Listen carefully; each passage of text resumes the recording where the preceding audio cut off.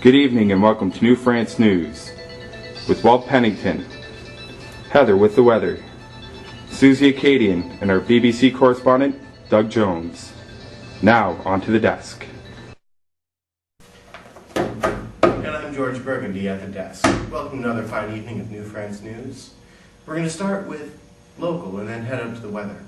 So, first things first, on to you, Walter Pennington. Walt Pennington here with local New France News. The word around the country today is the arrival of the Daughters of the King. We tried to reach the King for comment, but he was unavailable. These girls are coming, and the Habitats are very excited. They're going to marry them, and it's going to be quite a party here tonight. Now to Heather with the weather. Thanks, Walt. We're looking at a miserable day today in New France. Showers are moving in, and there's an 80% chance of thunder showers this afternoon.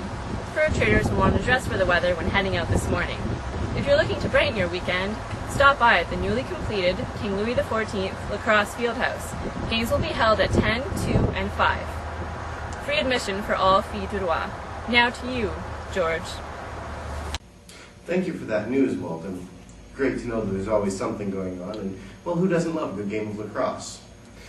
Unfortunately, there's still more political and religious strife in New France. The bishop is extremely incensed at the local politicians and leaders for continuing their brandy trade. He says it's a horrible means of disrupting his conversion of the local natives.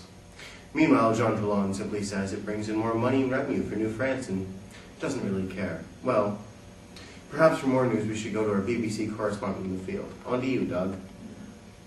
My name's Douglas Jones. I'm reporting on behalf of the BBC. If you guys haven't heard yet, the French fortress of Louisbourg has fallen quite easily and quite quickly to the British.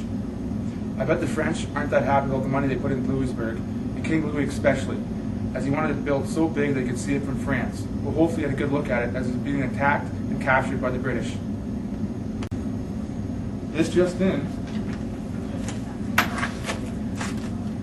The British, following their great leader, General Wolfe, have just sailed up the St. Lawrence River and attacked the French, defeated them at the Plains of Abraham, and captured the center of New France, a city they call Quebec. I'm going to throw it back to you guys at New France News. We probably won't be hearing that much longer, as it's only a matter of time before the British conquer and capture New France. Sorry guys, but I'm Douglas Jones, and that's how the cookie crumbles. Wait, just a moment. This just in. First off, thanks for the news, Doug. It was very good of you. And secondly, there's some late-breaking news from Acadia. We should probably head over to Susie Acadian in the field and find out what's going on.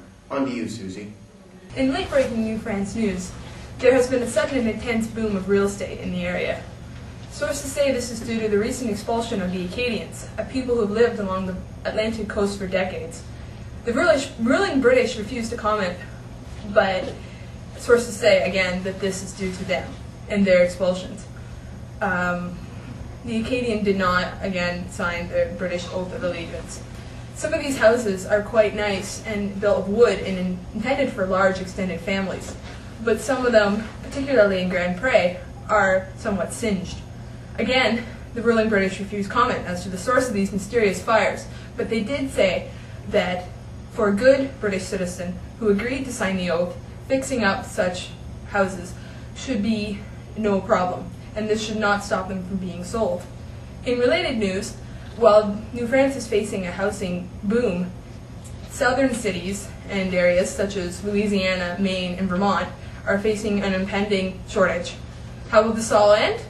Only time will tell. And now, back to the desk. Well, thanks for that late-breaking news, Susie. It's very good of you. But wait, if what Doug said was true, I mean, we'll have to check his sources, obviously. But that means the British are taking over New France, and therefore the New France News.